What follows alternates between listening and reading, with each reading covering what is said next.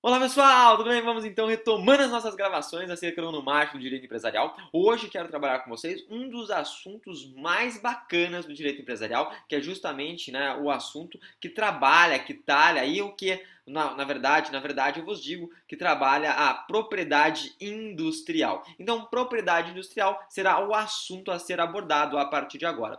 Obviamente que essa propriedade industrial ela se encontra esculpida, talhada na Lei 9.279 do ano de 96. Então, propriedade industrial, né, Lei 9.279 de 96, 9.279 de 96, né?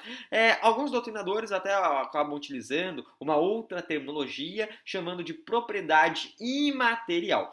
Ocorre, entretanto, contudo, todavia, que eu vou utilizar, obviamente, a expressão mais usual, que é a propriedade industrial. Eu dividi esse assunto em 4 partes para nós podermos, esmiuçá-lo de maneira mais palatável, de uma maneira mais tranquila. O primeiro assunto é justamente uma introdução que eu dividi em 3 partes, porque 3, porque 3, porque 3 é mágica, Pai, Filho e Espírito Santo, é Isis, Osiris e Horus, é Zeus, Hades e Poseidon, né? Ou seja, crime é fato típico, ilícito culpável, tributo é imposto, taxa de contribuição, então 3 é mágico, a introdução vai ser dividida em 3 partes, justamente por se tornar mais holístico, né? E a gente já começa a aula então de maneira empolgada, né? Então, o primeiro detalhe introdutório. Gente, propriedade industrial é uma espécie. Uma espécie, prof, mas uma espécie de o quê? Uma espécie de que gênero? Propriedade industrial, ela decorre da propriedade intelectual. Então, propriedade intelectual é o gênero, da qual propriedade industrial é dela uma espécie. Não só propriedade industrial, mas também direito autoral. Então, a gente pode falar que a gente tem a propriedade intelectual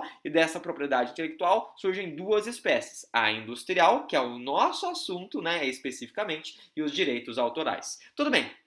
Entendi. Então isso quer dizer que propriedade industrial decorre, surge da intelectual. Exatamente isso. Essa é uma noção comezinha, uma noção introdutória. Nosso primeiro tópico, então, dentro dessas introduções dessa propedêutica. Segundo tópico aqui dentro, dessa introdução, é o seguinte: o que busca essa propriedade industrial? Qual que é o seu anseio? O que ela almeja? O que colima? Gente, a propriedade industrial, ela vai ter aí como seu fito, como seu desiderato, 2 coisas. Primeiro, uma proteção, né, de determinado bem. Show de bola.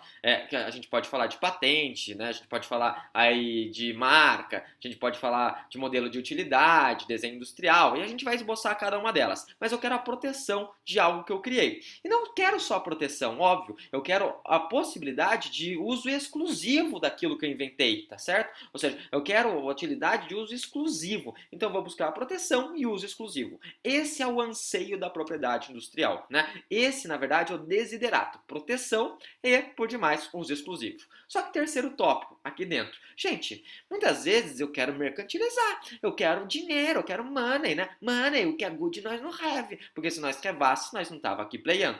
Em outras palavras, para você, muitas vezes, monetizar, né, receber dinheiro dessa propriedade industrial, o que você faz? Você fornece uma licença, né? Porque você tem a proteção e o uso exclusivo. Então você fala assim, olha, eu tô te dando uma licença, você vai poder utilizar esse meu produto que eu inventei. Show de bola? Só que para você, obviamente, utilizar, você terá que me pagar royalties, né? Então, em outras palavras, royalties são pagos para a utilização, né? Ou seja, desse bem. Em outras palavras, é um tempero à exclusividade de uso, né? Obviamente, pagou, pode usar. É uma licença dada. Então, essa é a nossa noção introdutória, essa é uma noção comezinha, né? Acerca desse assunto. Bem, dada essa introdução, dado esse primeiro tópico, vamos falar então de um tópico número 2, que é justamente os bens que compõem essa propriedade industrial. Então, bens que integram a propriedade industrial, né? Bens que compõem a propriedade industrial. Gente, toda vez que eu falo desses bens que integram a propriedade industrial, eu lembro sempre de uma mnemônica. Eu falo assim, ih, me dei mal, né? Ih, me dei mal. Nossa, por que, prof? Griffin, I, né? I, M, né? D, M. Então vai ficar I, M, D, M. I, me dei mal. Por quê? I é de invenção, né? Invenção. Então, invenção, na verdade, é um dos bens dessa propriedade industrial. Qual que é o outro M? O outro M é justamente modelo de utilidade. Notem, invenção e modelo de utilidade, eles são bens patenteáveis. Então, vocês vão colocar aqui, ó, invenção, modelo de utilidade. Invenção, modelo de utilidade, né? Puxem aí né?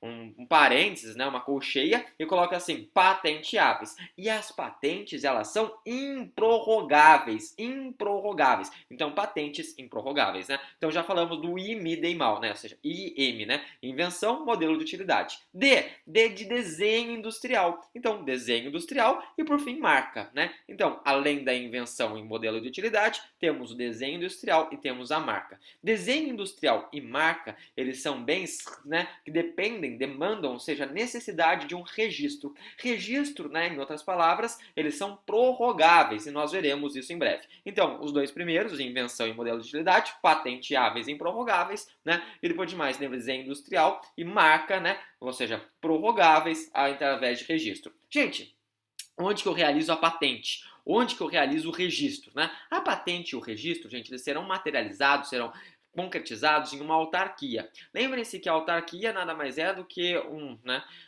compõe aí a administração indireta, né? Ou seja, a administração indireta. A gente tem as autarquias, as fundações governamentais, né? E a gente tem, no caso, as empresas estatais. Não sei se vocês lembram, né? Sociedade de Economia Mista, empresa pública. Show de bola. Lembrando sempre que a autarquia é um bem público, né? Com capital público, tudo público, né? Inclusive padece daquelas cláusulas das três irmãs, né? Imprescritível, inalienável, impenhorável. Show de bola, sem grandes entraves, sem grandes dificuldades, tá? Em outras palavras, é uma autarquia. Mas qual autarquia? A autarquia onde será realizada a patente ou registro é o INPE. O que é o INPE? O INPE é o Instituto Nacional de Propriedade Industrial, né? Ou seja, o próprio nome já nos dá uma ideia. O Instituto Nacional de Propriedade Industrial, Instituto Nacional de Propriedade Industrial. Show de bola, sem grandes entraves, sem grandes dificuldades. Tudo bem. Já entendi, então, quais são os bens que compõem essa propriedade industrial e já entendi, na verdade, o que é patente e o que é registro, né? Patente improrrogável, registro improrrogável. Show! Enfim, patente improrrogável, registro prorrogável. Eu quero saber qual que é o prazo que eu vou ter a utilização exclusiva desse bem. Gente, se eu falar de invenção, lembra que vem, né? Então, o prazo de uso exclusivo é de 20 anos. Por isso que eu dei nessa ordem. 20 anos, né? 20 anos. Invenção, eu posso utilizar exclusivamente determinado bem pelo hiato, pelo interstício de 20 anos. Tudo bem, né? Se eu for falar, por outro lado, de modelo de utilidade, a gente vai tirar 5. Então, vai ser 15 anos. 15 anos de uso, né, exclusivo do bem. E o desenho e a marca?